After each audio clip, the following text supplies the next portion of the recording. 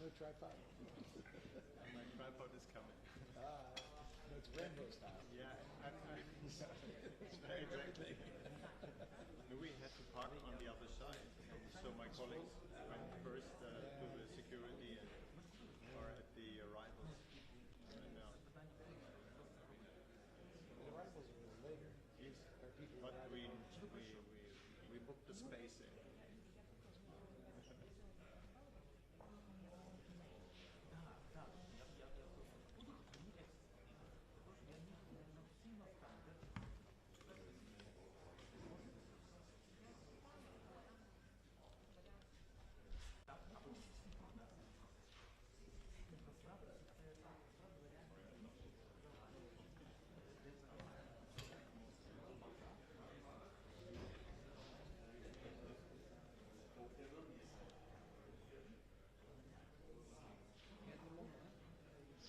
Klopt.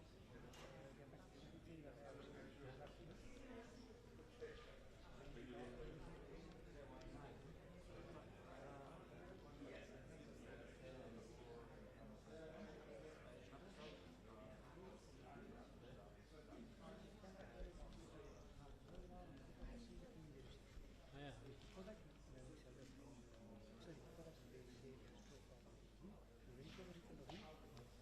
Daaronder zit dan de kaartlezer, de zeekaartlezer. Ja. Waar dan boven ligt voor ons. Dus ik heb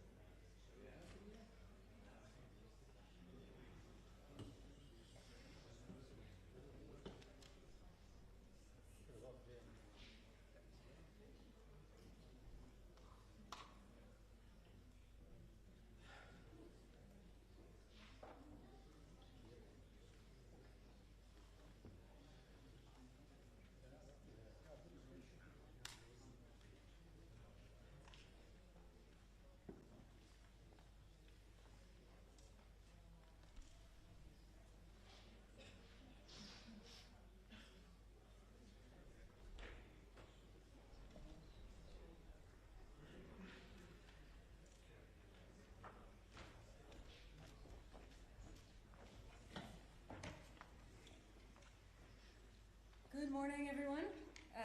We are about to start the NATO Defense Ministerial meeting tomorrow and previewed this afternoon by the Ukraine Defense Contact Group. So we're going to start off today with a statement from the Secretary General, followed with your questions. Thank you and good morning. NATO defense ministers are meeting in Brussels to lay the ground for the summit in The Hague and also take key decisions to enhance our deterrence and defense. We will also address our continued support for Ukraine and the urgent need for peace. The world is becoming more dangerous. There's Russia's brutal war against Ukraine, the threat of terrorism, and intense global competition. We will continue to protect our people and our way of life. So we must make NATO a stronger, fair, and more lethal alliance. At this ministerial, we are going to take a huge leap forward. We will strengthen our deterrence and defense by agreeing ambitious new capability targets. These targets set out what forces and concrete capabilities the Allies need to provide to strengthen our deterrence and defense. Air and missile defense, long-range weapons, logistics, large land maneuver formations are among our top priorities. We need more resources, forces, and capabilities so that we are prepared to face any threat and to implement our collective defense plans in full. To deliver on our new targets, it's clear that we will need significantly higher defense spending. That underpins everything. European allies and Canada have been stepping up. And I expect that most, if not all allies, will reach the initial aim of spending 2% of GDP on defense this year. Many have invested or have plans to invest much, much more. But we have to go further and we have to go faster. So we will discuss the urgent need to increase defense spending for our core military requirements and for defense-related investments, including infrastructure and resilience. A new defense investment plan will be at the heart of the NATO summit in The Hague. And an essential part of investing more is ensuring there is supply to meet our increased demand. So we will work to increase defense production. This is needed so that our militaries have the critical capabilities they need. This is good for our security and, by the way, also good for our economies. Defense spending keeps us safe, but it also creates jobs across the alliance. We will also address NATO's continued support for Ukraine and the need to bring an end to this terrible war. Later today, NATO allies, partners and Ukraine will take part in a meeting of the Ukraine Defense Contact Group, chaired by Germany and the United Kingdom. This will focus on continued support for Ukraine as it fights back against Russian aggression. And we fully support President Trump's efforts to stop the bloodshed with a just and lasting peace. NATO's long-term support to Ukraine is not about prolonging the war. It is about ensuring Ukraine can defend itself now and prevent any future aggression. Allies will also meet in the NATO-Ukraine Council tomorrow with Minister Umerov and EU High Representative Kallas. Minister Umerov will give an update on the battlefield and offer Ukraine's assessment on the search for peace. We are at a pivotal moment for our security. Make no mistake, NATO is strong today and we will become even stronger. Strong defenses send a clear message. No one should ever think of attacking us. Finally, nuclear deterrence is the cornerstone of alliance security. And tomorrow this ministerial will conclude with a regular meeting of the Nuclear Planning Group. The fundamental purpose of NATO's nuclear capability is to preserve peace, prevent coercion and deter aggression. And with that, I'm ready to take your questions. All right, we'll start with the gentleman in the fourth row with the glasses.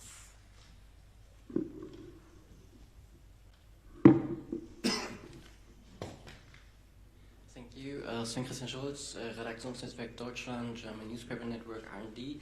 My first question is about the defense capability target. So how satisfied are you with the fulfillment of the current capability targets, and could the new higher targets act like, let's say, as a wake-up call for allies who have not fulfilled the current ones? And secondly... Can I do it question by question? So first on the first question, well, obviously there is still a lot to be done on the current capability targets. That's basically implicit in your question, and I couldn't agree more.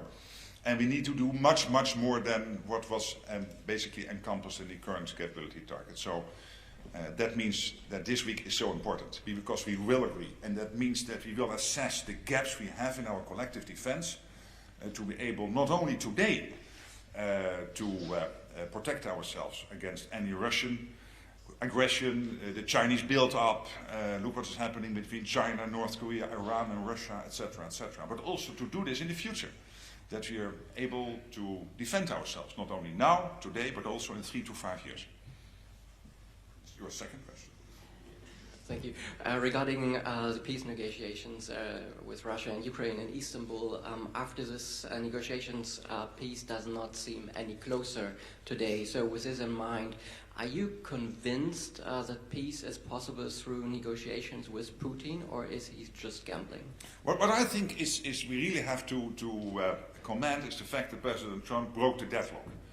Because still January this year there were no direct conversations ongoing between the US and Russia, and I think it was important that Trump did this. Of course this is not easy, and we have to make sure that we bring Ukraine to a lasting and durable peace. This is exactly what the US wants, what all the allies want, of course what Ukraine wants. So Putin should never ever try this again. And that means we have to test him, we have to sit down with him, or at least with his team, discuss, etc. And it is the US taking the lead on this, and I'm really glad that they do that. All right, second row, Agence France Presse. Hello, Secretary General. Good morning. Couple of related questions. You told President Zelensky in Vilnius that Ukraine is a priority at the NATO summit, but it seems there will be no progress on Ukraine's desire to join the alliance, and there will be no commitment from allies, like in Washington, of a broad support package for Ukraine. So isn't the priority on Ukraine at the Hague summit to avoid upsetting Donald Trump? And Can I, on your first question, and then we come back to you, because otherwise I have to make notes. On your first question, the decision in Washington to present to the Ukrainians an irreversible path of Ukraine into NATO still stands today. There is no change. By the way, it was never promised to Ukraine that potential NATO membership will be part of a peace deal or a ceasefire. But that long-term commitment, that irreversible path is there, and we are building the bridge through the command in Wiesbaden, what we are doing together with Ukraine in Poland, capturing all the lessons. The ongoing support for Ukraine on a day-to-day basis. And on your second question, the first 3 months of this year, this is not news, I mentioned this before, allies have pledged 20 billion euros again for Ukraine in terms of military support compared to the 50 billion last year, full year. On the first 3 months of this year, again, 20 billion, and more will come in. We will have the UDCG today, the Ukraine Defense Contract Group, and I'm absolutely confident and have reason to believe that more commitments will be made today. So that's ongoing. So there is no change there, because we are all united, including the United States, Canada, and all European allies, that we have to make sure that Ukraine can sustain in the fight, and that we can bring this terrible conflict, this Russia's war of aggression against Ukraine, to a durable and lasting end. you say that you're all committed, but for the first time since this format started, the US Defense Secretary is going to skip the contact group. What does that say about US commitment to Ukraine? And haven't they gone completely AWOL on supporting Ukraine? This is Pete Hegseth's second visit to Brussels since he became Defense Secretary of State for Defense of the United States, which happened in January. He will be here for the second time this year, participating in the meeting tomorrow. The US will be present today in the UDCG. The US is completely committed to NATO, completely committed to our joint endeavors when it comes to Ukraine. There's no reason to doubt that. And whether someone is participating, yes or no, in each meeting, let's not forget, these meetings take place most of the times in Europe, so it will not always be possible for US officials to participate in every meeting. All right, coming to this side of the room. Fourth row, orange jacket. Thank you so much, Alexandra Ponal Morning. with DW. I was wondering about Ukraine's role at the NATO summit. As we understand, Ukraine is invited, Yes. but there is at the moment, at least apparently, no meeting of NATO-Ukraine Council planned at the leaders level. So for you personally, as Secretary General, how important it is for you, for President Zelensky, to play a big role during this summit, and also how important it is for you condemnation of Russia and also the aid for Ukraine to be prominently featured in the summit's communique? Indeed, I invited Ukraine to the summit. We will, as soon as possible, bring out the program with more details. When it comes to Ukraine, NATO, we will have, and this is very important today with the defense ministers, the Ukraine Defense Contact Group, we will have a NATO-Ukraine Council tomorrow, and we will continue having these meetings and making sure that we coordinate to the max. And the summit will play a role there, absolutely. And Zelensky at the summit? Again, I invited Ukraine, and we will bring out the program in due course. You will see what happens, yes. All right, just in front of her in the white. Roxolana Lisovska, Public Broadcasting Company of Ukraine. We are all waiting for the NATO summit, and could you please confirm whether it is true that the NATO summit communique will be shortened and will not include words Ukraine and Russia? If yes, why, and what can we expect to see in this communique? Well, of course, we are still working with allies and through the North Atlantic Council on the communique. I think this summit really should concentrate on a few issues, really concentrate. One is a huge increase in defense spending to make sure that we can keep ourselves safe, not only now but also in the future. Related to that, making sure that we really that our defense industries will put in extra production lines, extra shifts. For that, they need to know that we are spending more. They need to know what the capability targets are. And the capability targets we will decide on tomorrow, and on the spending we will decide at the summit. And that combination will make it better, easier for defense industries to take their necessary commercial decisions. Not to increase prices, but to increase the production lines, to increase the shifts, so that our great and beautiful defense industries in the US, in Europe, in Canada will produce much, much more. And of course, Ukraine will be discussed and on the agenda at the summit. There's no doubt. All right, the gentleman in the gray jacket and glasses. Dmitry Shkuko, National News Agency of Ukraine, thank you so much. Do you expect the ministers and later on the summit, the allies will make a contribution, fixed contribution for assisting Ukraine, like it was 40 billions of euro last year? Do you expect that will be fixed for next year and next years, let me say so? And the second question, if I may, do you expect Ukrainian side will inform you on the strikes on the strategic aviation and on the blow up of the Kerch breach? Details and what kind of assessment NATO have, it will influence the overall security situation? Mm-hmm. Thank you.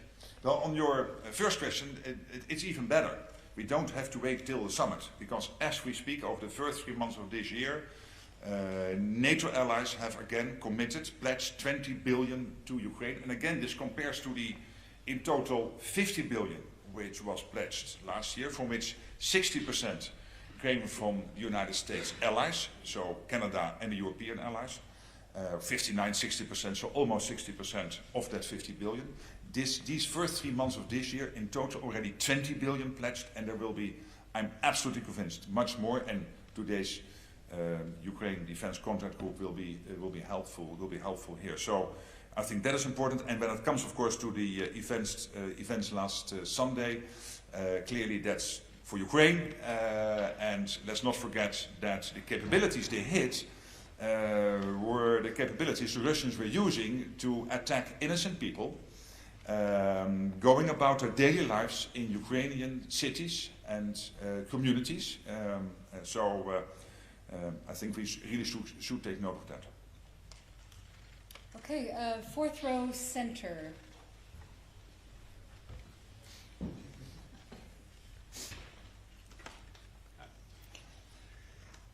Yes, thank you, Mr. Secretary General. How unfortunate is it that the Dutch government has collapsed 3 weeks before the summit? And how important it is, you think, that the Dutch Parliament will allow the caretaker government to decide on the new investment plan? And just for the record, you're staying here, right? Or yes. Is duty calling? I am staying here, obviously I should not comment about Dutch politics, but I'm really absolutely positively convinced that at the summit, with the 32, we will come to an agreement when it comes to this really big increase in defense spending, in defense industrial production, keeping the support for Ukraine going. I'm absolutely convinced. All right, and then coming to the second row here in the center. Secretary General, I have rather two questions. The first one is about external politics and the other one about internal politics. So about the external. The United States plan to withdraw their troops from Europe. How would Russia and China and the other countries that are not so friendly to NATO evaluate that? And the Can I do it question by question? So on your, yeah. And then you can then ask the second question if the gentleman is able to sustain that position. Yeah. On the first question, there are no plans at the moment for the US to withdraw troops. What we do know is that, one, the US is completely committed to NATO. They expect European and Canadian allies to spend much more, because why would they spend X percentage on defense and then the rest of the alliance a lower percentage? So we have to increase spending, first of all, because we have to reach all those capability targets and close the gaps we still have to make sure that we can also fight the Russians if they try to attack us in 3 to 5 years, but also to equalize with the United States. And I think that is only fair. And then we know that the United States, of course, Europe, NATO is extremely important, because for a safe United States homeland, you need a safe Atlantic, you need a safe Arctic, and you need security in Europe. This is all three crucial for the United States. But at the same time, we know the United States also has to, because they are so big and so powerful, have to concentrate on other theaters in the world, like the Middle East, and of course the Indo-Pacific. So pivoting somewhat more to these areas is only logical. And what we have to make sure is that there will be no gaps in our capabilities, etc., etc. And I'm absolutely convinced that is exactly the way we will go ahead on this. Well, it was the ambassador of the United States to NATO, Matthew Whitaker, who announced this plans to withdraw. So at the moment, I see a contradiction between your words and his words. No, because we speak every week, and I know exactly what he said. And what he said is exactly as I said. We have to pivot more towards other theaters, one, and we will make sure that there will be no capability gaps in Europe. And the second question, internal, you said that the NATO plan to increase defense spending, and do you expect the European member states to cut their social spending, like healthcare, like pensions and unemployment payments, stuff like that, in order to increase budget spending on defense issues? Well, first of all, let's agree why it is necessary to spend so much more. That is because the Russian threat is there for the long term, and the Russians, as we speak, are reconstituting themselves at a rapid pace. I mentioned this number before, the fact that with only having only a 2 trillion economy compared to a 50 trillion economy for NATO, 25 times bigger, they producing 4 times more in terms of ammunition than the whole of NATO is doing. They produce in 3 months what the whole of NATO is producing in a year, whilst they are only 2 trillion compared to our 50 trillion, so 25 times smaller than NATO.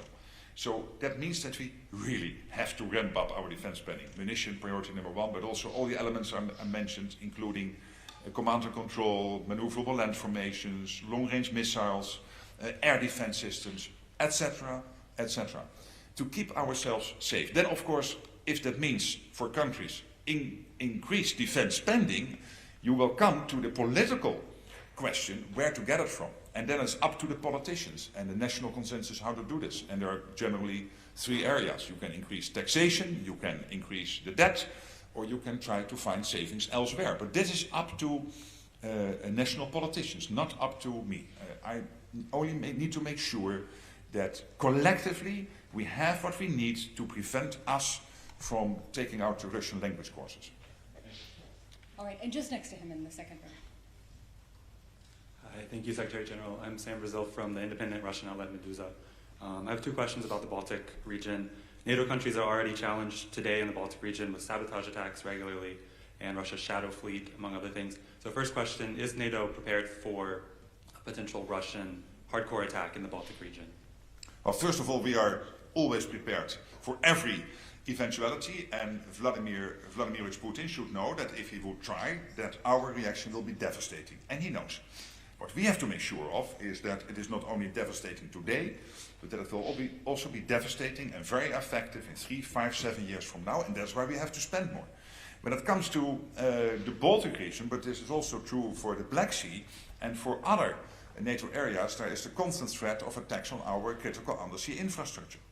And that's why we have set up in MARCOM, the Maritime Command in the UK, this specialized center when it comes to our undersea critical infrastructure. That is why Baltic Sentry, which is an activity which was launched under the auspices of General Cavoli, our Supreme Allied Commander, starting on the 5th of January this year, in reaction to what happened when it came to the sea cables between Estonia and Finland. So we are reacting, we are making sure that we keep the Baltic region safe, all the other seas and airspace of NATO territory, and particularly also focusing on our critical undersea infrastructure. So my second question was going to be about willingness of NATO to protect, for example, a small Baltic city like Narva. But you kind of addressed that, but I want to ask about the resources. Are the resources really there? Is infrastructure there? I can assure you that we will defend every inch of NATO territory. That Article 5, an attack on one, is an attack on all, is ironclad. And that if anyone, be it Putin or somebody else, would think it's not there, it is there, and they will face the consequences if they try anything. All right, 4th row, gentleman with the glasses. Good morning, Secretary General. Good morning. From NTV Turkey. I have 2 questions, but I'll ask one by one. I get the... Yeah, you get the drill. Exactly. So, would it be wrong to frame the discussion in Den Haag, in La Haye, about, on the one hand, involving European countries in increasing their defense expenditure to 5% and committed to Article 3, versus a clear, enduring also commitment from the US that they are faithful to Article 5? On this issue, because this is raised many times, I also answered the question last Monday in Vilnius, and I'm so happy that you asked the question again. The United States is totally committed to NATO, completely committed to Article 5. Not only because, for historical reasons, not to repeat the mistake after the First World War, when they retreated from the European continent, but also for practical reasons, because to defend the US homeland, they need a secure Atlantic, a secure Arctic, and a secure Europe. And I told my European colleagues here, when they asked me the same question, Mark, is the US still completely committed to NATO? I said, you might want to turn on your television once in a while and listen to President Trump when he meets with the French president, when he meets with the Prime Minister of the United Kingdom, when he meets with the Prime Minister of Italy. I had the honor to visit the American president in March, and in all those cases, and many other instances, they have made totally clear their commitment to Article 5, their commitment to NATO, etc., etc. So maybe we should now start stopping asking the US to do this, and now we will ask for the next half year for the Dutch or the Estonians to commit to Article 5 in NATO, and then first half next year we will move to Spain and France, and we'll do this part of NATO by part of NATO, because it's not fair to constantly ask, and I'm not arguing with you, but through you with some of my European colleagues, to constantly question that. However, this comes with an expectation, and the expectation is that on the European side of NATO, and the Canadian side of NATO, if we think that we can keep ourselves safe, sticking with the 2%, forget it.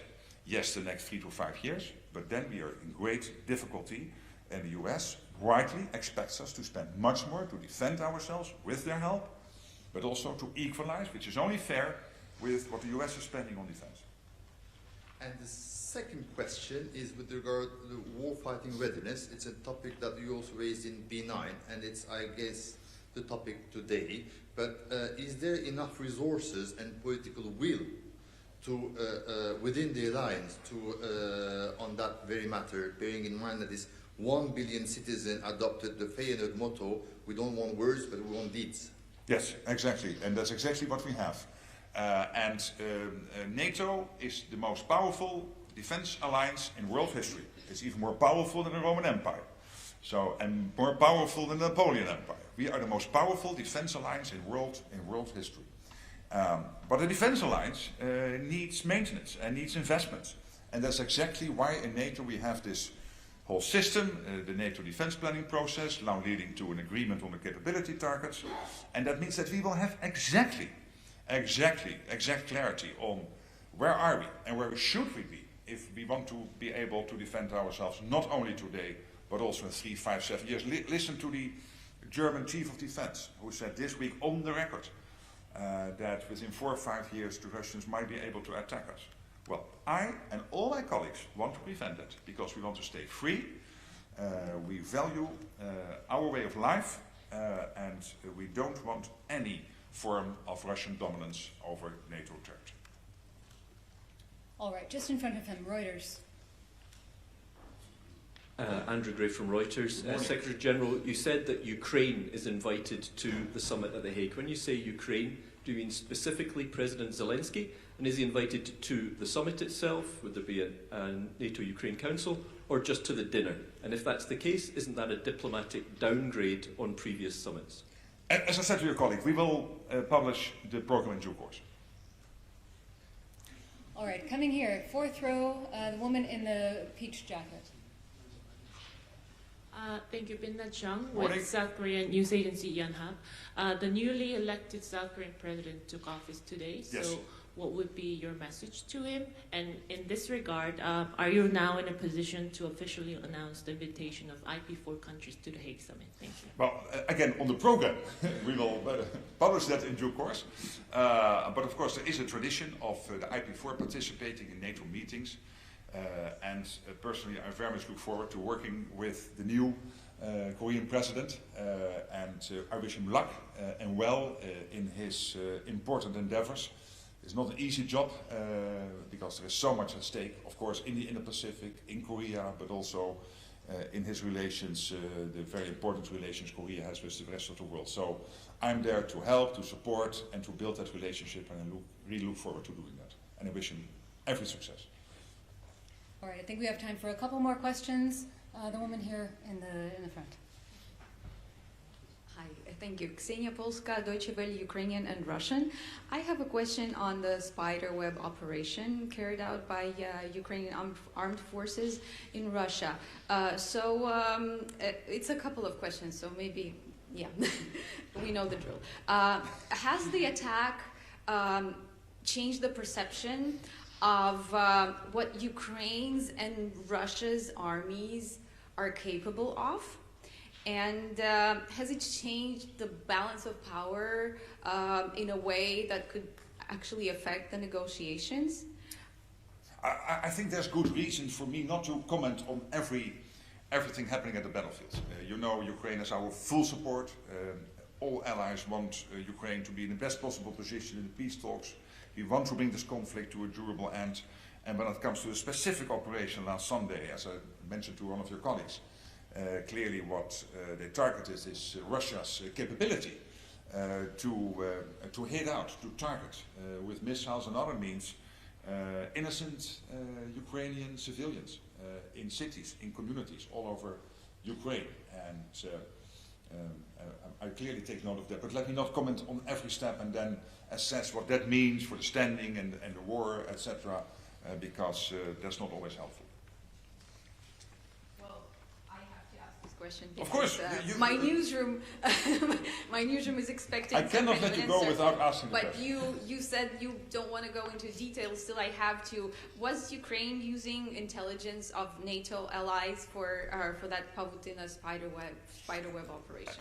As I said on your previous question, it's tradition for us to not comment on every Ukrainian operation or every Russian operation. Sometimes we do, sometimes we don't comment on it. And in this case, my comment is clearly on the targets of the Ukrainian operation. And these are Russian capabilities they use to do this indiscriminate, unprovoked attacks on innocent Ukrainian civilians, cities, etc. And that's terrible that they do this. And I take note of the fact that Ukraine was targeting those capabilities. All right, and final question to the gentleman just behind her. Thank you. Sergei Sidorenko, European Pravda, Ukraine. I'd like to ask you about your vision and allies' vision on distribution of this, let's say, 5% or what you would finally define. Ukraine is getting support, Ukrainian armed forces are getting support from the alliance. Do you see that this support can be accounted as part of hard security expenses, or it could be only a kind of defense-related expenses, or it can be both, or it's still under discussion? And anyway, would Ukraine account for taking part in this high investment, which can amount up to 5%? Thank you. First of all, it would be strange and not wise if in NATO we would take decisions on spending more and then doing it in such a way that it would somehow work against Ukraine getting what it needs going forward to stay in the fight and be in the best possible position in the peace talks. So we will make sure that we will design the new investment plan in such a way that it will not impact the way our allies are working with Ukraine to make sure that you have what you need to stay in the fight. All right, thank you all so much. We will see you back here tomorrow. Thank you. See you tomorrow.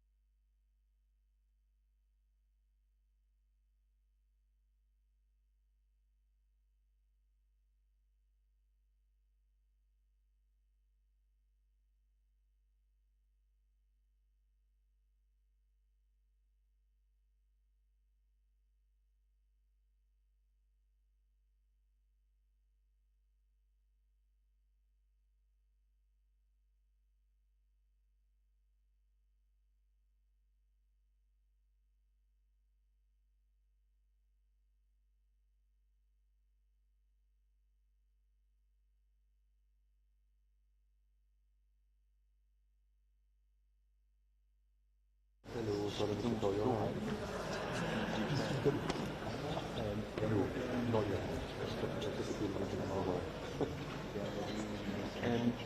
what time is the match?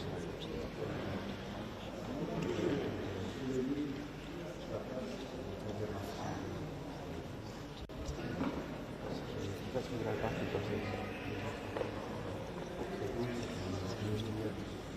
that's fine. Sure, yeah. Wie ist noch nicht verlangt, die Leute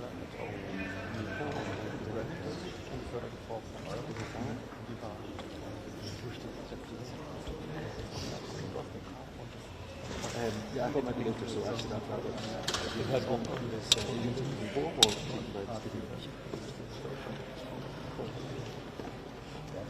ja. Vielleicht als gut weggerufen.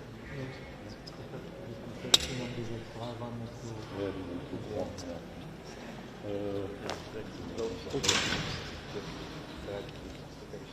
Ich habe noch nie gedacht, kann man mal als Leute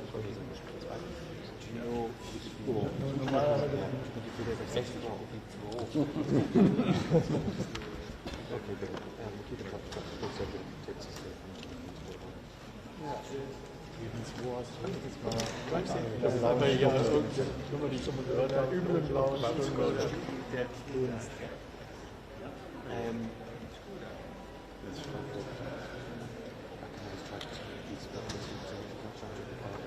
Actually, started charging for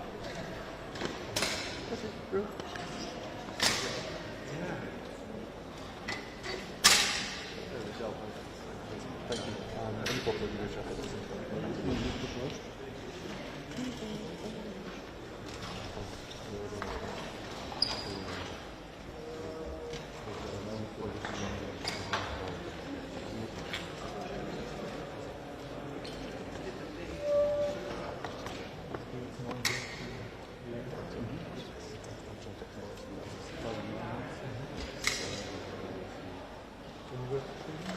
Ja, genau.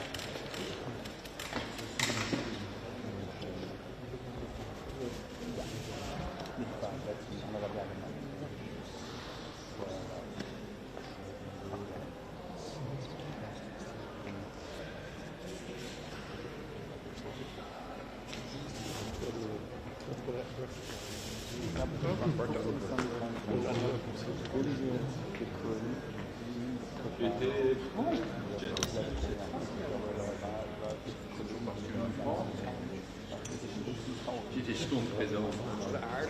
Zaterdag kunnen we dat hier eerder slossen. Met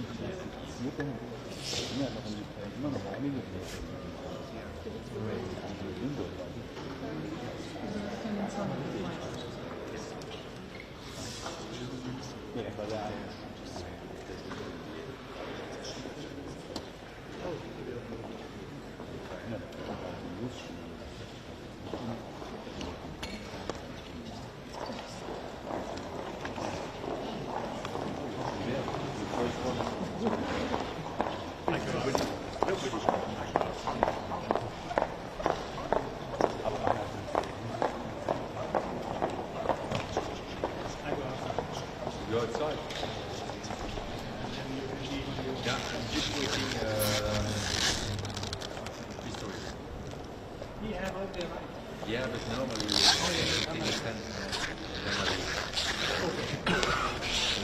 normally it's in 3 minutes.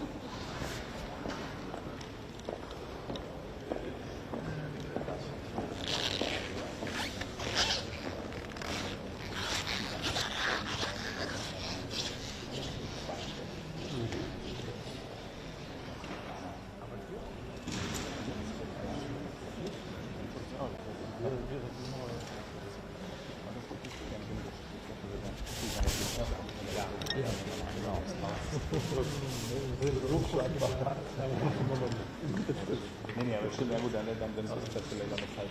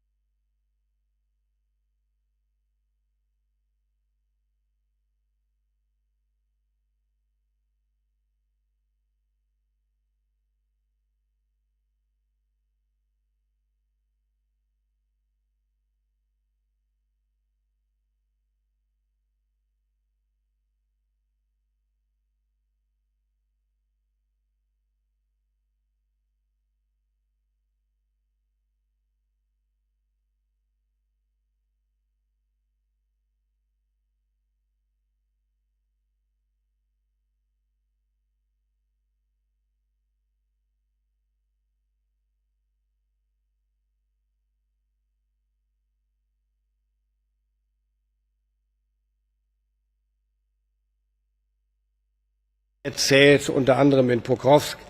Seit Monaten heißt es immer wieder, es ist nur noch eine Frage der Zeit, bis Pokrovsk fällt.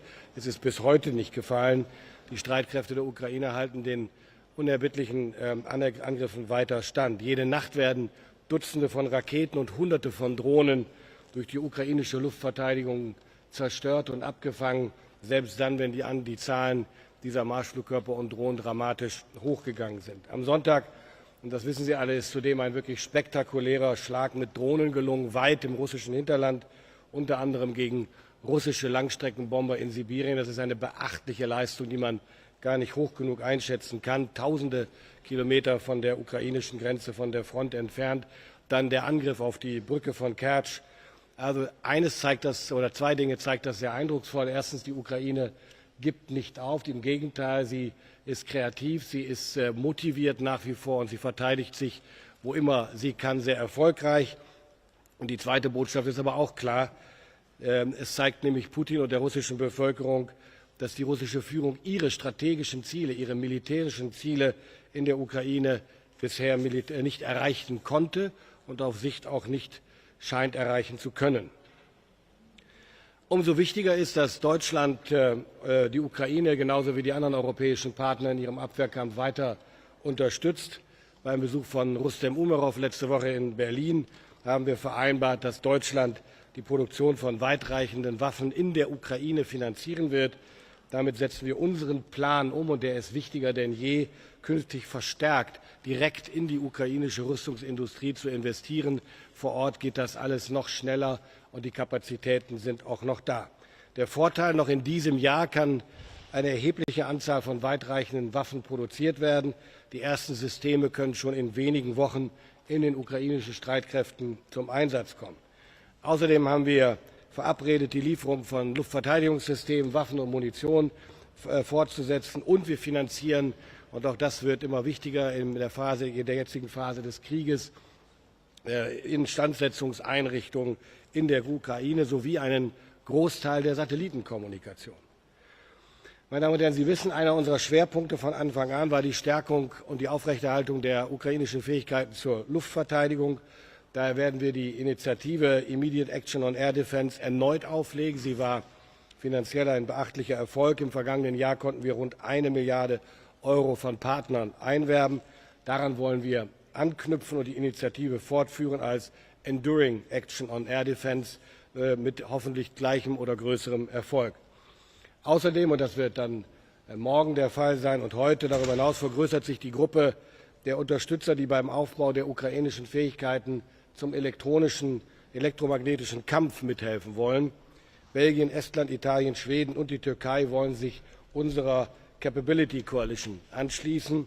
Gemeinsam wollen wir in dieser dafür sorgen, dass die ukrainischen Fähigkeiten im elektromagnetischen Kampf weiter gestärkt werden. Dazu zählt, Sie wissen, dass die Sicherstellung der eigenen Kommunikation, die Aufklärung und Störung der gegnerischen Kommunikation und vor allen Dingen natürlich, und das mit zunehmender Bedeutung, die Drohnenabwehr. Soweit von mir. Fest steht, die Ukraine kann sich auf Deutschland auch weiter verlassen. Herr Minister, welches Signal geht von dem heutigen Treffen aus, wenn die USA nicht mal mehr auf Ministerebene vertreten waren? Also erstens war der amerikanische Kollege, glaube ich, einmal persönlich da. Die Vereinigten Staaten von Amerika haben sehr früh angekündigt, das Format in der Form mit ihrem Vorsitz nicht fortführen zu wollen. Das haben wir zu akzeptieren, und Großbritannien und Deutschland sind hier in den Lead gegangen und haben die Führung übernommen. Wir werden heute einen neuen Ansatz vorstellen. Darüber wird dann in der Pressekonferenz zu berichten sein. Wir wollen das ein bisschen anders strukturieren, etwas besser strukturieren. Das ist eine Entscheidung der Amerikaner, die ich nicht zu bewerten habe. Entscheidend ist, dass wir im Gespräch bleiben, und das tun wir. Morgen wird Pete Hegseth dabei sein.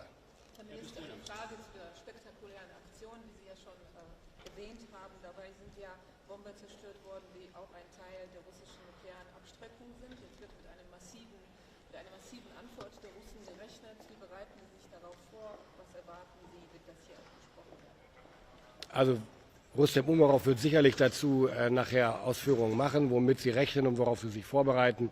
Aber auch das wird er mit der gebotenen Zurückhaltung auch in diesem Kreis tun. Womit zu rechnen ist oder womit gerechnet werden kann und wozu die russischen Streitkräfte tatsächlich in der Lage und wozu Putin willens ist, das können wir nur spekulieren am Ende. Ich glaube, dass die Ukrainer gut vorbereitet sind, auch mit der Unterstützung, die sie von uns weiter kriegen. Herr Minister, Präsident Zelensky bittet seit Monaten vor allem auch um zusätzliche Patriots. Glauben Sie, dass Sie mit Ihrer neuen Initiative ihm jetzt auch irgendwie mehr Patriots besorgen können? Also wir strengen uns seit Monaten intensiv dafür an. Deutschland hat 1/4 seiner eigenen Patriot-Systeme abgegeben. Das habe ich auch dem Kollegen letzte Woche sehr deutlich gesagt, wir sind nicht in der Lage, weitere Systeme abzugeben. Aber wir werben dafür in den Vereinigten Staaten von Amerika, aber auch bei anderen Alliierten, dass sie Patriots oder ähnliche Systeme zur Verfügung stellen. Und wir haben auch angeboten, jeweils im Einzelfall zu prüfen, ob wir bereit sind, ein System, das zur Verfügung gestellt wird, zu bezahlen. Einfach weil wir sagen, es geht jetzt um Geschwindigkeit und auf Nachlieferung von Bestellungen des Herstellers können wir nicht warten. Das dauert einfach immer noch zu lang. Wie Amerikaner Deutschland seine Armee vergrößern, wenn die NATO will 40.000 Soldatinnen und Soldaten mehr haben? Wie wir das machen wollen? Ja. Naja, indem wir erstens die Attraktivität des Dienstes bei der Bundeswehr deutlich erhöhen wollen. Wir haben einen ersten Schritt dazu gemacht durch das Artikelgesetz vom Anfang des Jahres. Das ist ein echter Paradigmenwechsel, von der Öffentlichkeit kaum zur Kenntnis genommen, aber es ermöglicht viele Dinge, die vorher nicht möglich waren. Und schon vor diesem Gesetz ist es uns gelungen, im Januar, im Februar im Vergleich zum Vorjahresstichtag die Zahl der Einstellungen im militärischen Bereich um über 20% zu steigern. Das reicht noch nicht, aber es ist ein wichtiger Einstieg und diese Kurve wollen wir weiter nach oben laufen lassen. Und gleichzeitig werden wir über den neuen Wehrdienst zusätzliche junge Männer und Frauen, sobald das Gesetz in Kraft tritt, Ende des Jahres hoffentlich dann für die Bundeswehr gewinnen können.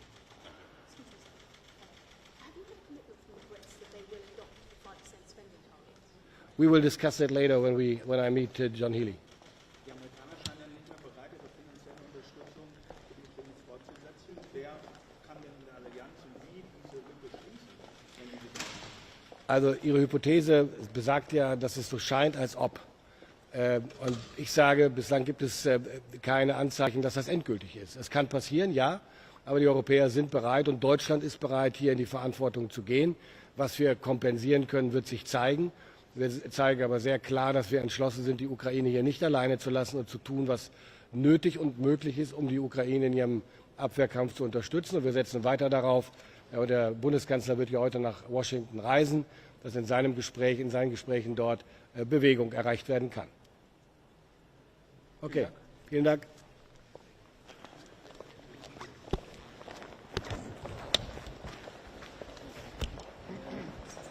Ukraine wants peace. We have supported the initiative of President Trump from February. Ukraine sends its teams all the time for the negotiations, but we see that at the moment ultimatums continue. We're thankful to all the nations for the support, and hopefully today we will have some good announcements, very productive meetings as always, and hope to achieve unity and show our resilience and signal of unity once again. Thank you. Thank you so much. Yeah. Thank you.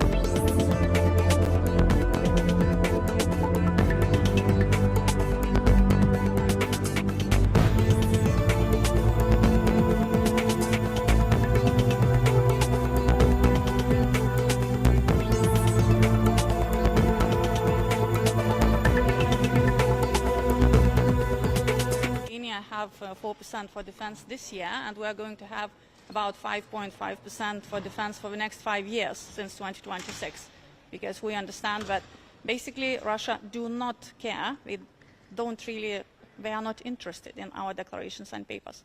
Hard military power, and that means money. How are you convincing allies that, pushing for 2032, we won't be ready to... Well, we will have a discussion today and tomorrow. What's your target date? Sorry? What's your target date? Well, I'd say that 2030 is the latest, but I am not happy with 2030 either. I mean, we are strongest alliance, not only militarily, but also economically. When we talk about extensions and procrastinations for states that have GDP, well, much bigger than that of Russia, then it's not serious. I mean, is it really that difficult to understand that it doesn't really matter how much you invest if it is too late? For, I don't know, a cancer patient, it's not really important if he will get treatment in 2 years or in 3 years if he's going to be dead. He has to get that treatment right now. So I think that should be clear. What was your reaction when you saw the Ukraine attack on the Russian air bases? Well, it was my birthday actually on the 1st of June, so it was a very good news. Have you had a commitment from the UK to commit to 5% defence spending? Have you had that commitment? We will have discussions, as I said, today and tomorrow, and I think that what is very important for us is to understand that NATO capability targets, they are worth nothing if they are just a piece of paper. And if also they are implemented in, 10 years, then also they are worth nothing. Okay, thank you guys.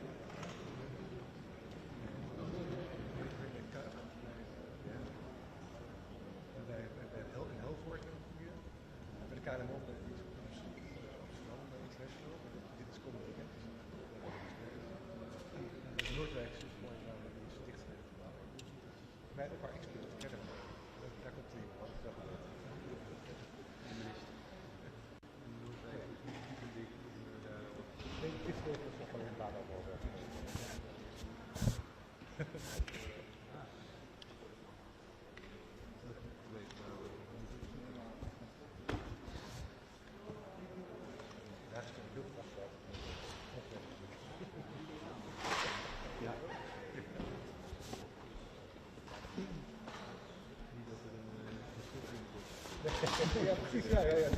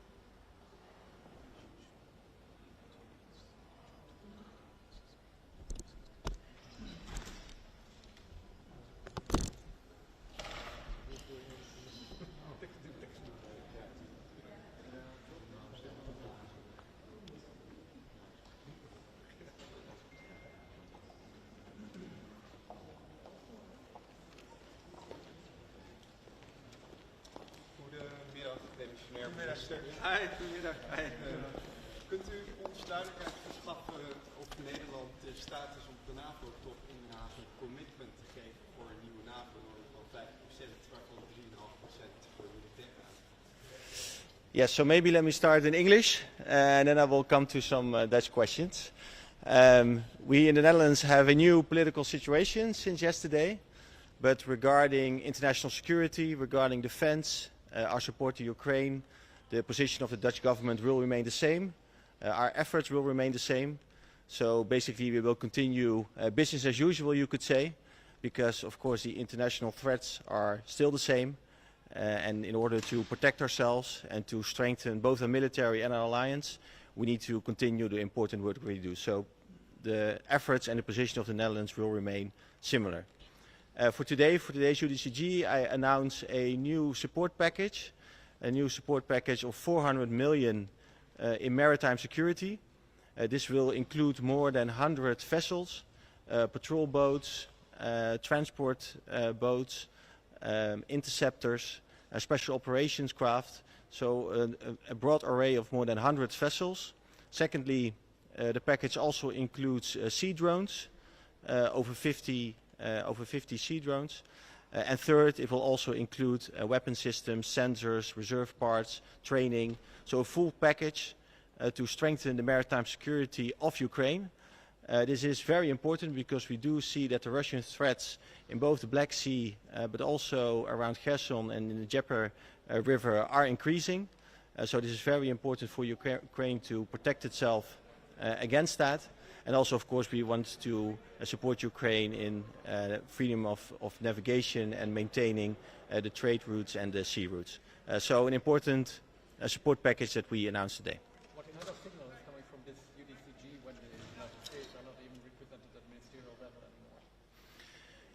We do know, of course, that the position regarding military aid of the current administration has changed. But we do need to see also in the upcoming weeks and months what that means.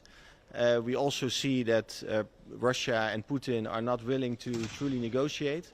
And I think the United States is also starting to realize that. So we should do two things. One is to increase pressure on Russia and on the other hand keep supporting Ukraine. And the fact that they are still participating with their ambassador, I think that's very important because we also see that other countries are doing that as well. So I don't see that as a sign of detachment, so to say. But of course we need to keep working together with the United States to maintain our support. Minister, de nieuwe NAVO-norm. Kunt u ons duidelijkheid geven? Waar staat Nederland? Wij hebben steeds gezegd dat wij het van belang vinden dat er een nieuwe norm wordt afgesproken, omdat de investeringen in defensie omhoog moeten. We hebben ook gezegd dat we het van belang vinden dat 32 landen dat die op één lijn komen wat dat betreft. Dus wij zullen morgen ook als standpunt duidelijk maken als we het daar binnen de NAVO over hebben. Maar als er straks een concreet voorstel voor ligt waar van Nederland ook gevraagd wordt om daar ja of nee tegen te zeggen, dan bepalen wij het standpunt in het kabinet en dan zullen we daar ook over communiceren. Ja, wat belangrijk natuurlijk is, vanwege de demissionaire status, is dat u daar ook voldoende steun voor krijgt om dat commitment af te geven in de Tweede Kamer. Heeft u er vertrouwen in dat er voldoende politieke steun is voor een voor hogere defensieuitgaven? Ik heb daar alle vertrouwen in, want in de afgelopen debatten heeft steeds een ruime meerderheid in de Kamer gezegd dat die defensieuitgaven omhoog moeten en dat dat ook betekent dat de NAVO met 32 landen daar een nieuwe norm in moet zetten. Dus ik verwacht dat als het gaat om het zetten van die nieuwe norm, dat daar brede steun voor is.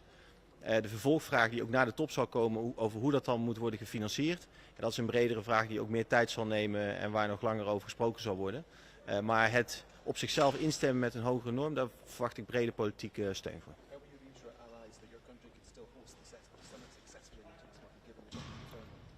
Yeah, so it will not have any impact on the NATO summit. In the Netherlands, we are quite used of having a caretaker government for a longer time. That's partly because we had a few elections over the last couple of years, but also because creating a new coalition always takes some time. It can be half a year or sometimes even longer. So what we saw last time as well is that the caretaker government was still as active as normally regarding many topics. And as I said before, we as the caretaker government have decided to keep doing the same thing when it comes to defense, international security and foreign affairs. So also regarding the NATO summit, we will make this a great success. We will set a new ambition with 32 countries in unity. It's going to be a successful summit. No one, no visitor, no participant will see or experience any difference.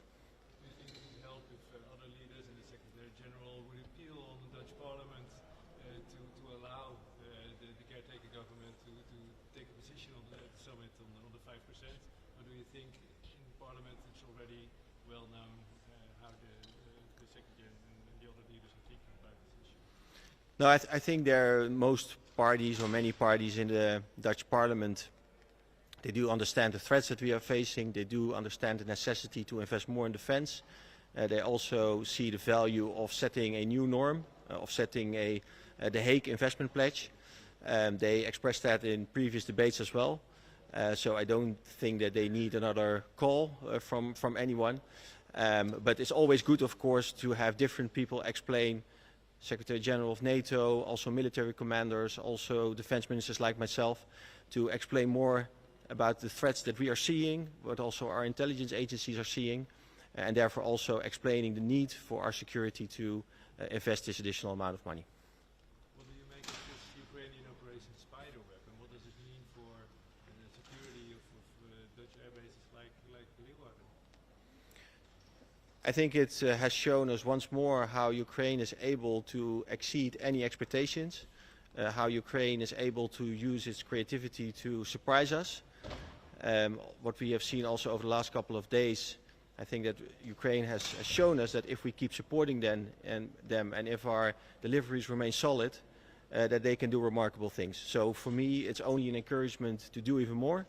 Of course, we should never underestimate the enemy. We should never underestimate Russia. And also look after our own security, also of our own military bases. That remains important.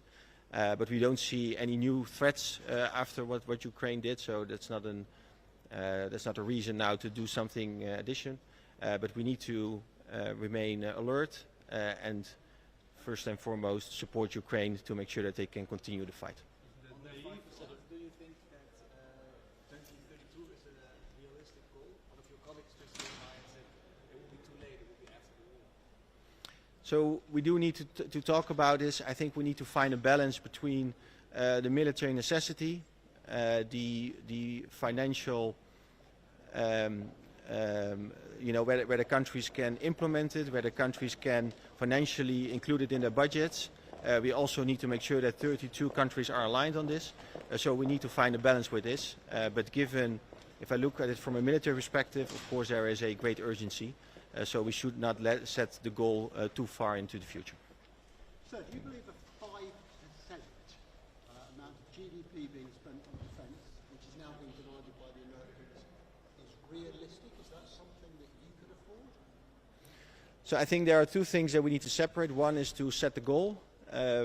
In The Hague at the next NATO summit, I think it's important to agree on a new goal because we need to increase our defense spending. And then the question is, of course, how are you going to fund this? And that question is different for every country. We in the Netherlands, we're also going to discuss that to see how we can do it. And it's not easy because we are slightly above the 2%. So if you want to get towards 3.5% or even further, then that requires some serious measures and some serious changes in your budget. And we also in the Netherlands, we will need to take some time in order to get there.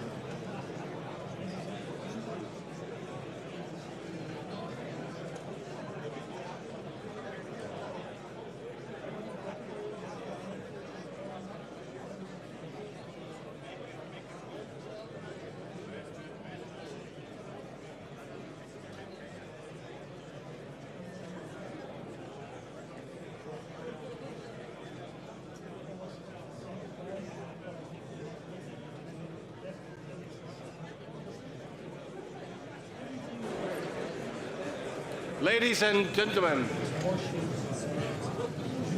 welcome once again. Please be seated.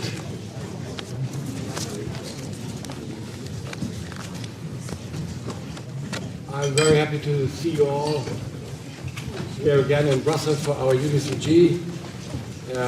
President Zelensky is already online, or not yet? I don't know. Yeah. Rustam, John, Mark, Rutte, my friends, welcome to the 28th UDCG, and thank you all for joining us in this meeting of the Rammstein group here in Brussels. Mr. President, dear Volodymyr, it is a great honor to have you with us today. Your presence at today's UDCGs sends a strong and clear signal not only of partnership but also of unity and resilience. It means a lot to us to hear directly from you about the realities on the ground and the needs of your country. These personal insights are indispensable addition to existing reports or briefings. I'm sure they sharpen our sense of responsibility once more. Your leadership continues to inspire us, as does the strength and courage, the unity and resilience the Ukrainian people have shown every day in the face of this ruthless war.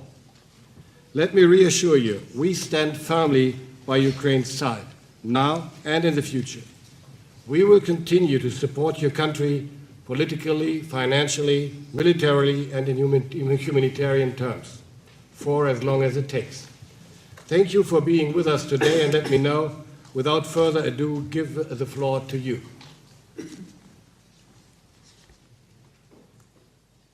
Thanks so much. Thank you so much. Dear friends, dear ministers, Minister Pistorius, thank you so much for strong, warm words. Thank you very much for your support. And thanks to all of you partners, friends, ministers and generals, thank you for standing with us, with Ukraine, and for helping us defend our country, our independence, and the lives of our people. Today is a deeply symbolic and painful day. Every year on June 4th, we honor the memory of the Ukrainian children who were killed by Russia in this war. We know of 631 children with names and surnames who have died as a result of Russian shelling, airstrikes, and missile attacks since the start of the full-scale invasion. And if we count from the beginning of the war in 2014, 872 children have been killed. But tragically, this number is not final. And you've seen satellite images of the occupied parts of Ukraine, images showing mass graves in areas now controlled by the Russian forces near Mariupol and other cities in the east and south of our country. In these mass graves lie tens of thousands of people, at least tens of thousands. And Russian army has turned our cities and villages in Donetsk region and beyond into ruins. And this is exactly what we are fighting to stop. We are fighting against death, the death that Russia is bringing to our land. Dear friends, let us now take a moment of silence to honor all Ukrainian children and all our people, civilians and soldiers, whose lives have been taken by this war. Please.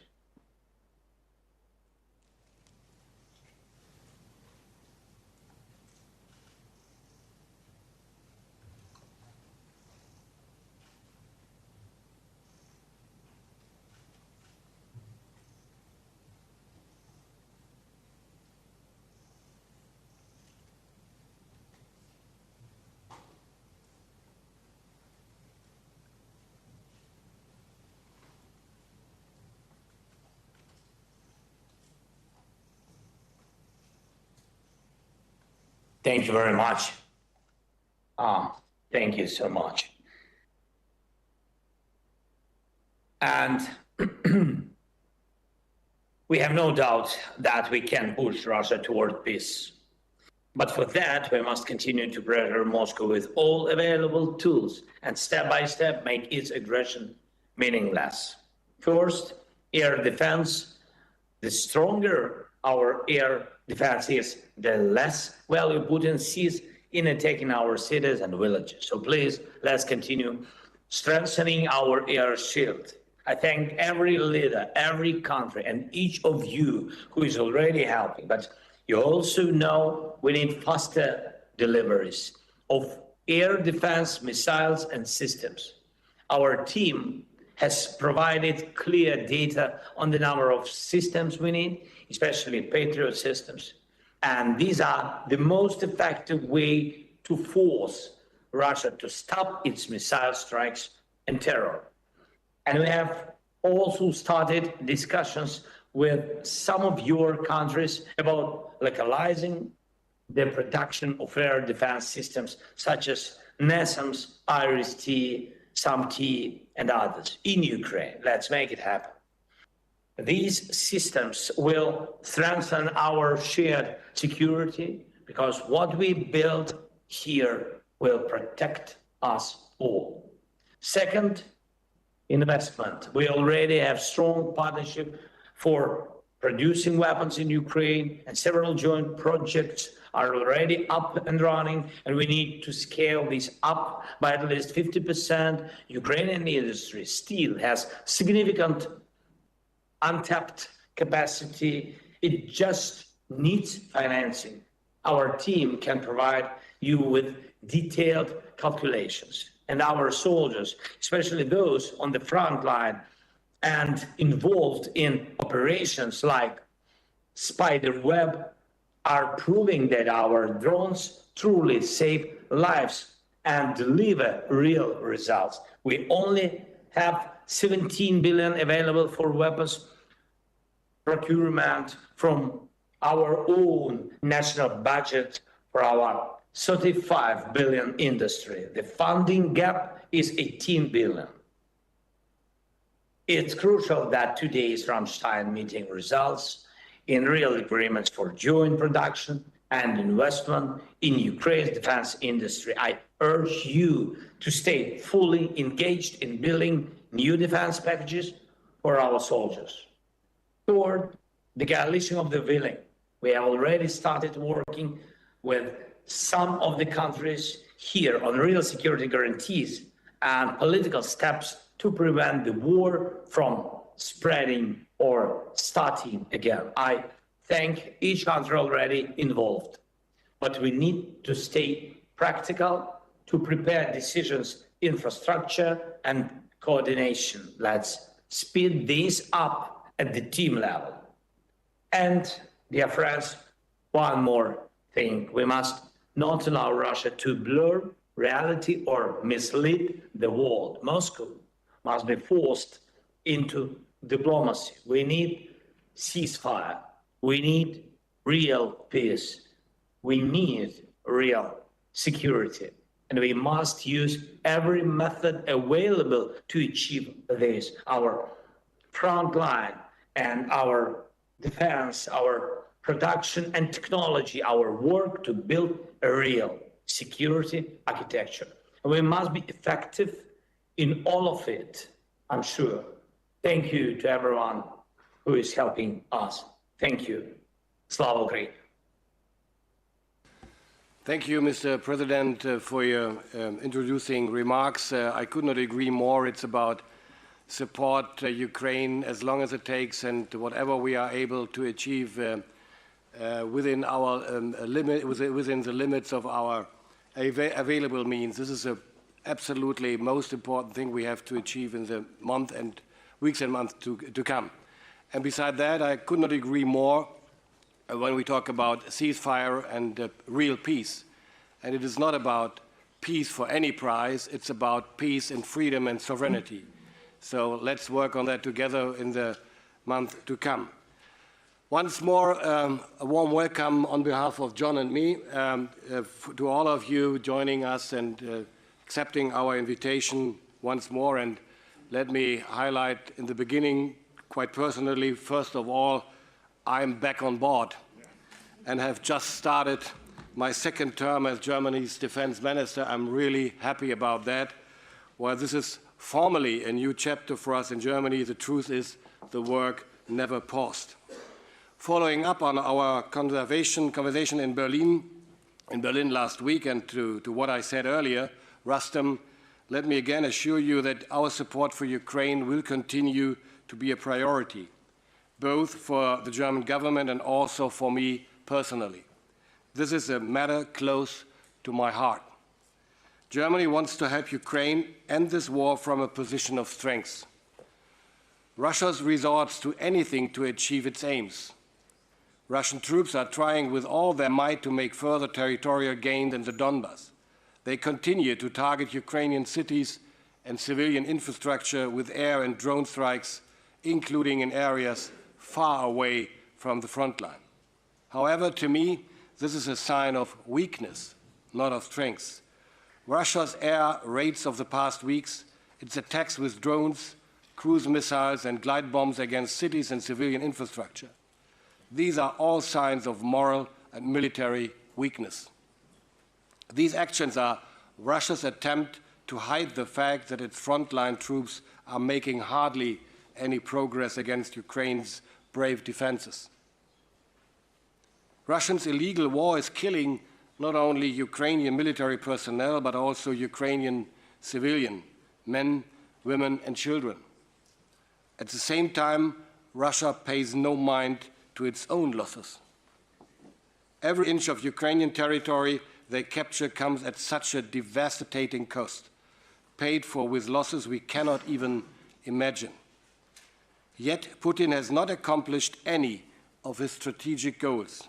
A military success of Russia is neither imminent nor to be expected. Putin could put an end to this war now. However, Moscow has made it clear that it is unwilling to find a peaceful solution, continuing to insist on its maximum demands while continuing hostilities on every level. But Russia will fail, because brave Ukrainians are defending their country and their freedom, confronting the Russian aggressor with great resolve. And because we are supporting Ukraine in its defense, with weapons, ammunition, training, with everything it needs, and for as long as it needs. We will continue to expand this support, and we will maintain it for the long term. This is what the coalition stands for. Russia would be mistaken to believe otherwise. Thank you very much. Christian. I will now ask Secretary Healy to provide his opening remarks. Secretary, please. Thank you, Boris, and good afternoon, everyone. Thank you, President Zelensky, for your words, for your continued inspiration and your continued leadership of your nation. It's an honor to be sitting next to my friend, Rustem Umerov here, who is playing such a vital role in Ukraine's fight, but also in Ukraine's peace negotiations as well. Friends, we meet in the shadow of the worst Russian drone attacks against Ukraine since the start of Putin's full-scale invasion.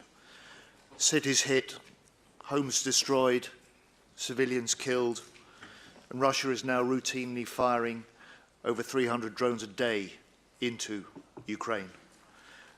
This is a significant shift, and this is a rate of fire that could be sustained throughout 2025.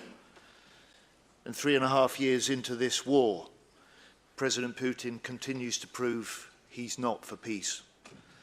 He remains set on death, destruction, and destabilization. Russia's industrial base remains on a war footing.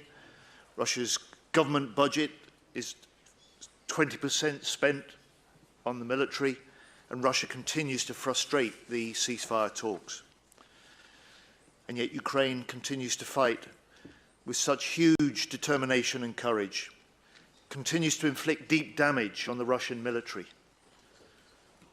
But they want this war to end. They want to get back to living without fear and without Putin's terror. Ukraine, the US, all of us here are calling for that ceasefire, are calling and working for that peace. We are for peace, but Russia continues the war. And until Putin proves he's serious, the fighting goes on. And until Putin proves he's serious for peace, the role and responsibility of this Ukraine Defence Contact Group goes on. It becomes more important. We're a group of nearly 50 nations working through 10 capability coalitions. Each of us understand that Ukraine's ability to resist and to prevail depends on our enduring, our coordinated and our accelerated support. That is our shared responsibility. So we must step up, we must not step back. For our part, the UK will this year increase tenfold the delivery of drones to Ukraine. 10,000 last year, we aim for 100,000 this year. On munitions, last year we supported the Czech initiative, we continue to do so this year, but since January we've also delivered over 140,000 artillery shells on top. And on training, we trained Ukrainians through our Op Interflex in the UK. This year we've expanded those training operations both at home and abroad, and will invest £250 million in that training of Ukrainian forces during this year. So as Putin's brutality continues, so must our resolve. We must ensure that Ukraine's forces have what they need, when they need it, to continue their fight. But this is not just Ukraine's battle. It's a battle for the security of Europe, for our security today, tomorrow, and for our future generations. Thank you. Thank you very much, Secretary. We would like to now ask the press to depart.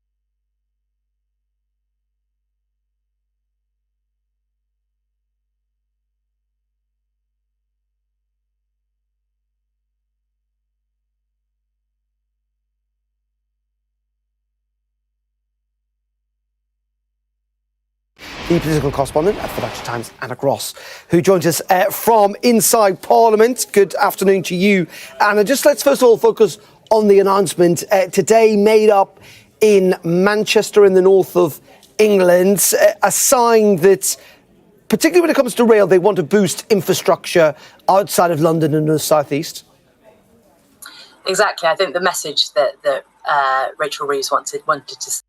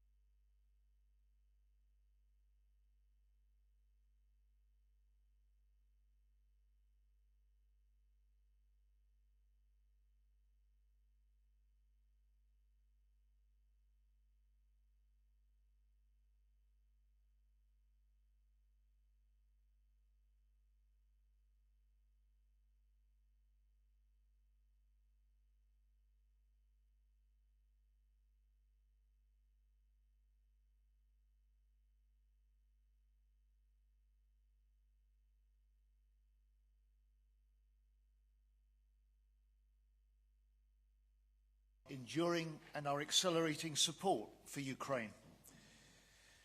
Our UDC mission is simple: to ensure Ukraine's forces have what they need to fight the war now, and to secure the peace for the future. And the fighting on the front line continues. Ukraine continues to fight with huge determination and courage. Ukraine continues to inflict deep damage on the Russian military. And now Russia is routinely firing more than 300 drones a day into Ukraine. This is a significant shift. It could be sustained at this rate throughout 2025.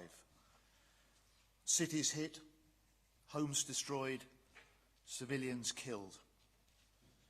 And Ukraine, the United States, all of us here are calling for a ceasefire. We are for peace. Putin continues the war. So the work of this contact group becomes even more important. We must step up, we must never step back. And so for our part in the UK, we delivered to Ukraine 10,000 drones last year. We'll increase that tenfold this year. Last year we trained Ukrainian forces in the UK. This year we will do so again at home and abroad, increasing our funding for that training by 20% to nearly £250 million. And our resolve is matched by allies from Europe and beyond, who've made major pledges today worth billions of euros to support Ukraine in its fight. President Zelensky and Minister Umarov leave this meeting knowing that we stand with them, knowing that we will stand with them for as long as it takes. Peace through strength is what President Trump calls for. The strength comes from the support through this UDCG. And so we send a message today also to Moscow. Ukraine is strong. It has many friends. Its friends stand with them. Thank you. John Rustem, ladies and gentlemen, this has been the second successful meeting chaired by us both. John, thank you for the very good and friendly cooperation. Together with the other supporters of Ukraine, we set a lot of things in motion today. Germany and UK invite all partners to join forces to further develop UDCG. We are convinced that we can double our effort and deliver more effectively against the Ukraine demand signals. Therefore, we will work on proposals focusing especially on collaborative projects. This will allow us to jointly manage projects that would be too big for us individually. These proposals will also foster cooperation between Ukraine industry and the industries of partner nations. We also have to better integrate the different support formats, UDCG and SATU and capability coalitions. Our teams will meet next week, starting with this work, as I said, next week. Rustem, you have shown that you are capable of defending yourself, and you are doing it prudently and effectively. You have become leaders in the area of drone development. You are successfully countering the majority of Russia's massive drone strikes. And just last weekend, you proved that you can use drones to neutralize weapons that might be directed against you. Congratulations to that really impressive operation. Last week in Berlin, we agreed, Rustem, that Germany will provide funding for long-range weapons that will be manufactured in Ukraine. With this, we are implementing the goal we have set ourselves, namely to strengthen your capabilities, both military and industrial. Produced by your defense industry, these systems will quickly be in the hands of your armed forces. In the case of the long-range weapons I just mentioned, even before the end of the year. Moreover, we will enhance the options available for repairing systems in Ukraine. And we will strengthen your air defense by delivering additional weapon systems and ammunition. With our immediate action on air defense initiative, we are once again approaching the other supporting nations. We want to raise money for additional air defense systems and their urgently needed ammunition. Last year, we were able to come up with roughly 1 billion euros this way. Under the title Enduring Action on Air Defense, this is to become a permanent instrument now. We were also able to find additional countries which will support the build-up of capabilities in electromagnetic warfare. Belgium, Estonia, Italy, Sweden, and Turkey. And this includes capabilities for ensuring friendly communication, reconnaissance and jamming of hostile communication, counter-drone measures. Rustem, this goes out to you in particular. Ukraine can count on all of us. Thank you very much. Dear colleagues, today we held a 28th Ukrainian Defense Contact Group meeting.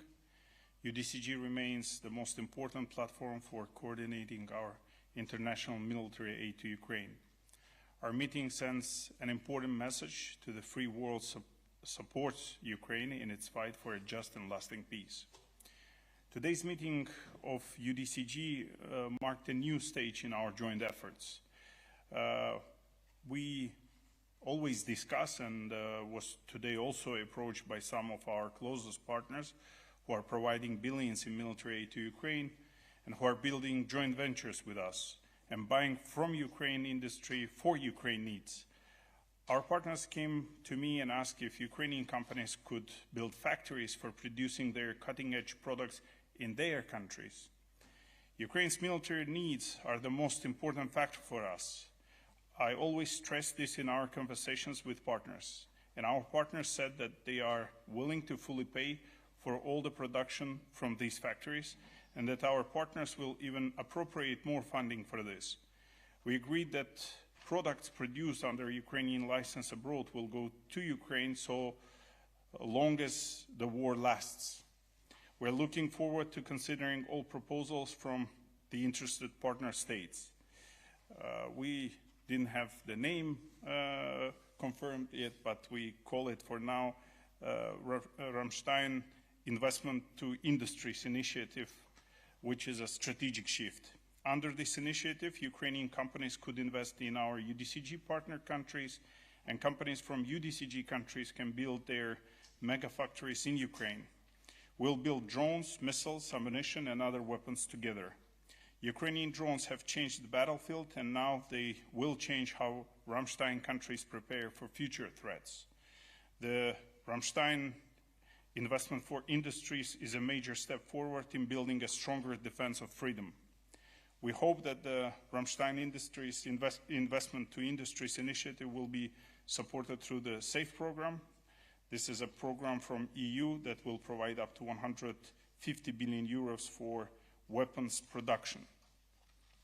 Our partners are ready to move ahead. This is a win-win for everyone. Ukrainian companies can invest in Europe, and European companies or Euro-Atlantic companies can build their factories in Ukraine. Ukrainian companies, of course, will gain access to financing, advanced technologies, and new production sites, and strategic partnerships with leading global players. Our allies will have the opportunity to build their industrial strengths, but with all weapons supplied to Ukraine. Together, we are not only defending freedom, we are shaping the future of Rammstein defense. I'm grateful to all the countries who have recently announced new military aid packages to support our fight for freedom and peace. I'm grateful to my very good friend, Secretary Healy, and Minister Pistorius for organizing this Rammstein meeting. Peace in Ukraine must be just, lasting, and protected by international unity. Together, we are working to achieve this through the Rammstein Investment to Industries initiative and other ways. Thank you, our partners, for stepping up your support. Our unity brings a just peace closer. Thank you very, very much. Thank you very much, Secretary of State Healy, Minister Pistorius, Minister Umarov. We'll now take questions. The first question is to Roxolana Lisovska from the Ukrainian Public Broadcaster. Thank you. My question for both of us and Secretary Hilly and Minister Pistorius. So on May 10, the leaders of the coalition of willing agreed the framework of sanctions against Russia in case if Russia slows down the peace talks. So in the past few weeks, Russia hasn't shown any really interest in negotiations.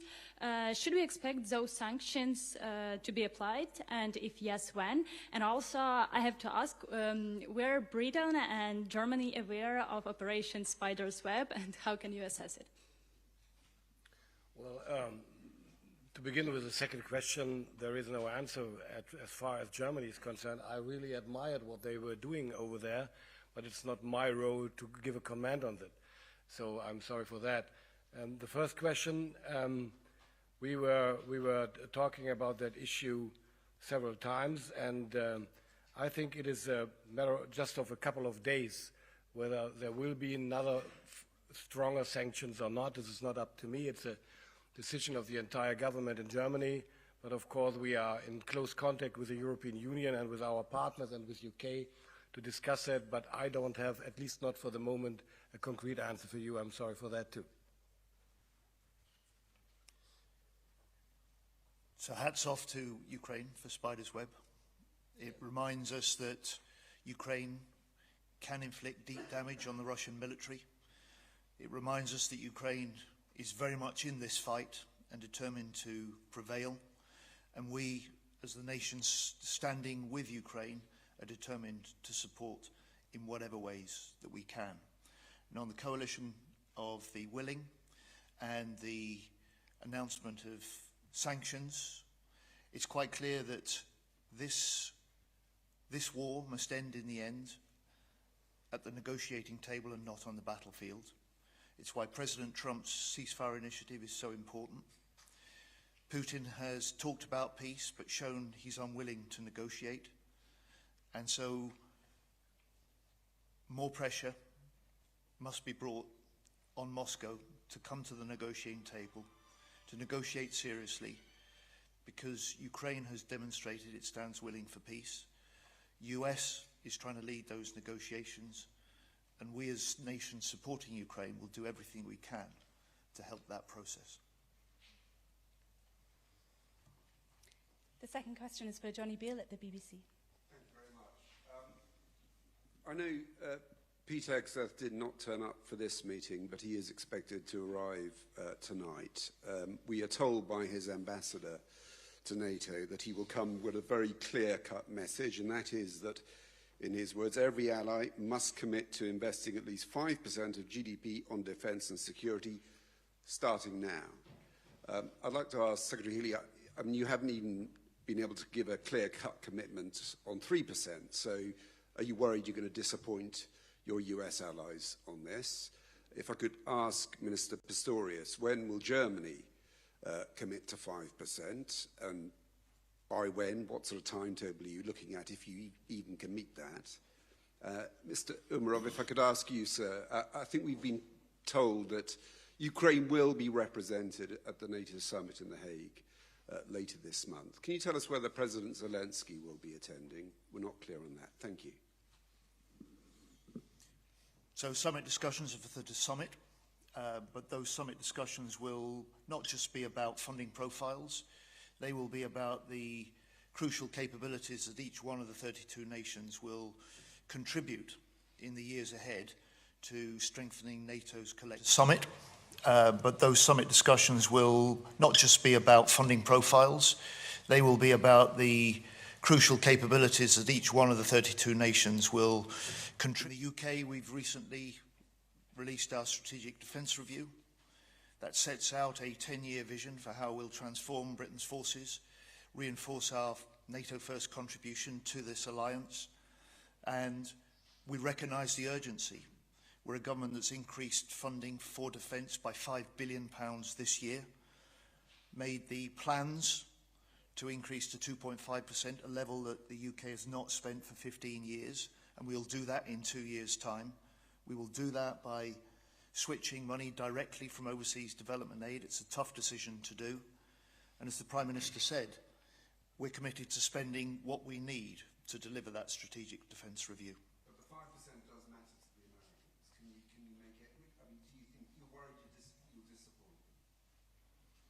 No, we will enter the discussions at the summit. The commitments that we make are valued as capabilities to this coalition. NATO value what the UK brings to NATO. We're the only nation with a nuclear deterrent that commits it in full to the NATO alliance, to all of our allies. Yesterday I confirmed that we will double the amount of investment in this Parliament on drone and autonomy technology that will transform our forces, making our commitment to NATO stronger. And I also announced that yesterday we put £1 billion into our laser weapons, Dragonfire. Within 2 years we'll have that in operation on our destroyers, and then the following year we'll put it in the hands of our army, reinforcing the British armed forces but making an even bigger contribution to NATO. It's important to measure the nation's contributions to NATO in what we provide as well as what we pay.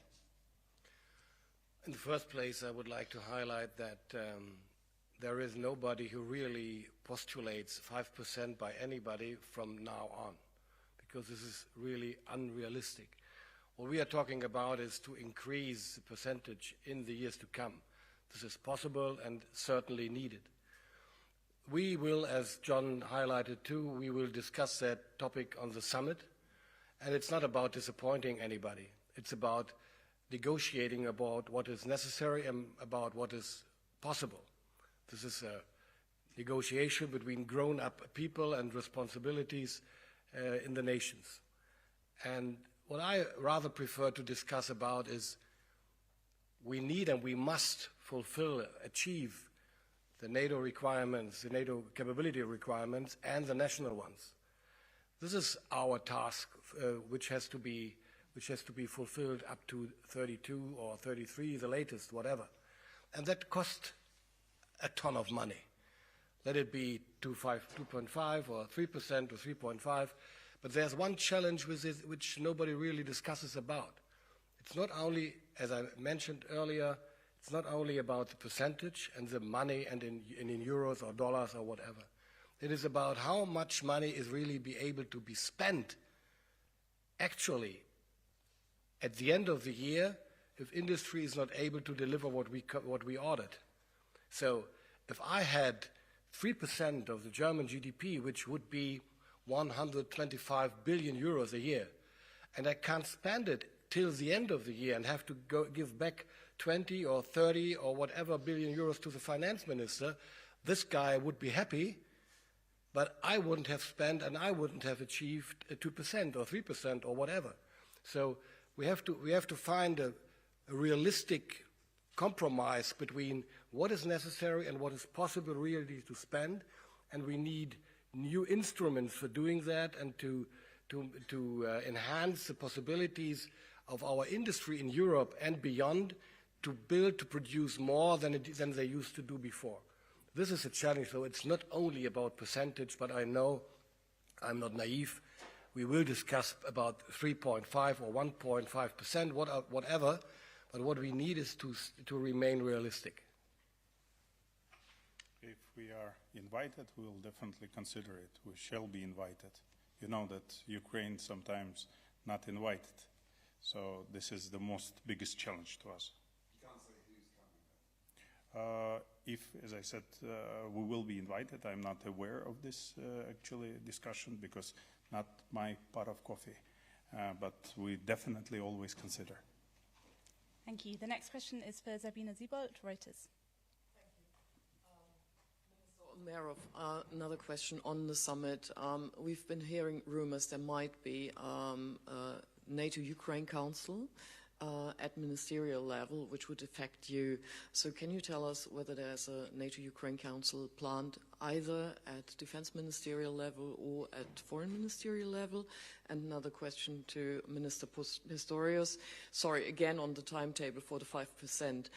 Your Lithuanian counterpart today demanded that the target date should set by 2030, the latest, not 2032, but 2030. would that be something that Germany would be ready to consider and to meet the target by then? Thank you. Well, I would rather prefer not to give an assessment to public statements of my very valued colleague from Lithuania, because this is not about Lithuania or any other state in the Baltics or on the eastern flank. I know the special effectiveness of what is going on in the world, but still, whether we will achieve 3.5% plus X in the year 2030 or 2032 is not really the most relevant question, to be honest. NATO Ukrainian Council hopefully will be made tomorrow on a ministerial level, and I'm planning to attend it. Thank you. NATO summit, I cannot comment. Thank you. The next question is for Kat Nealon of The Observer. Thank you. Defence Secretary, the Strategic Defence Review talks a lot about cyber threats, and you talked about how many the UK has seen. Do you think that we're now at the point where we need greater clarity over whether that type of threat should warrant an Article 5 response? And to the other two ministers, when the Strategic Defence Review was published, there was an expectation that there would be some time for it to be digested in capitals around Europe. Have you had a chance to look at it, and what is your view of that?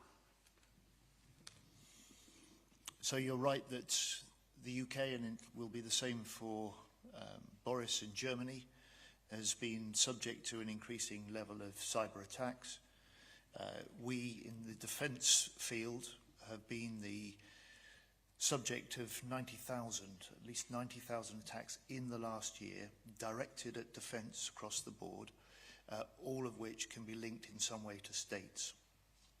So there's a level of aggression which is rising. There's a level of threat which is increasing, not just to defence but to the way of life, because it has civilian impacts as well. And that's why we are, as part of the Strategic Defence Review, investing more into our cyber defences. We'll set up by the end of this year a new cyber and electromagnetic command, and that will pull together both our defensive and our offensive cyber operations. I have to confess I didn't read it yet completely, because it's more than, I think, 5 pages.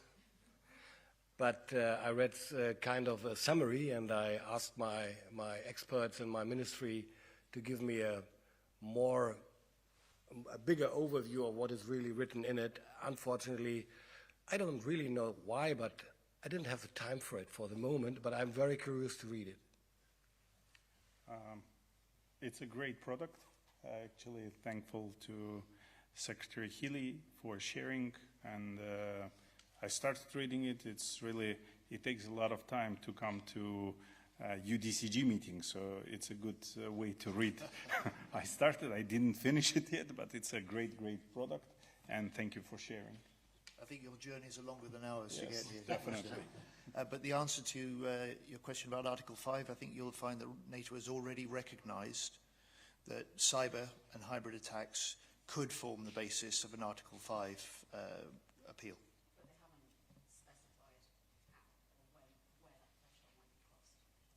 No, but your question was whether it is conceivable that a level and severity of cyber-related attacks could form the basis for an Article 5 appeal, and I think you'll find that NATO has already confirmed that could be the case. Thank you. The next question is for Stefan Israel from Table. Yes, Stefan Israel for Table Media. So to come back on the absence of the US defense minister, I mean, what does this say looking at the support of the United States for Ukraine, for its defense capabilities for the future, looking at the summit also? And then a second question for Minister Pistorius. Can you confirm there were reports that Russia destroyed IRIS-T system, I think, recently, these days? I can't confirm it, at least not at the moment. Oh, look, the American challenge to the European nations is clear. It was there in the first UDCG that the UK convened and I chaired, and that is that rightly, is looking to European nations, and we are leading in Germany and the UK together through the UDCG to step up and do more in our leadership of the support of Ukraine. We have, we are, and we will. And the final question is for Ukraine from Dmytro Shostko. Dmytro Shostko, News Agency of Ukraine, thank you for the floor. To State Secretary Gili and to Minister Pistorius, if I may. Tomorrow, you will, among the other defense ministers, discuss the new ambitious defense spending. So what is your perception of the idea to channel at least some part of these new defense spending to be approved in GAG to the fixed assistance to Ukraine, to make that assistance more predictable? And for Minister Umerov, if I may.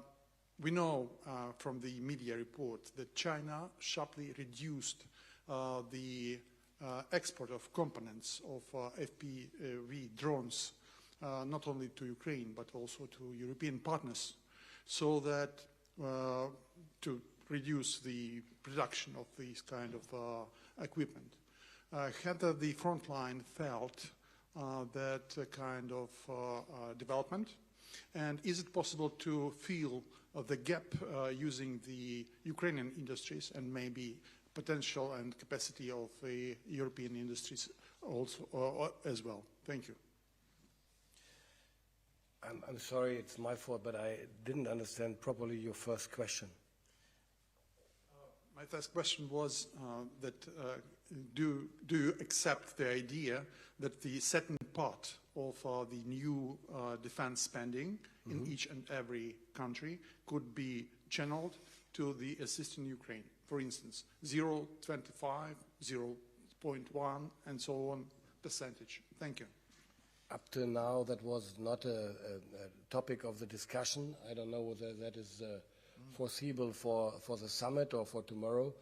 But of course, we are doing everything we are able to do, what we proved today another time, to support Ukraine with whatever we can achieve and how long as it takes.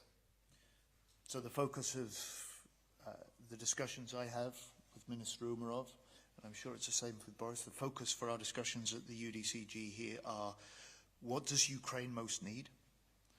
What is our plan together for 2025?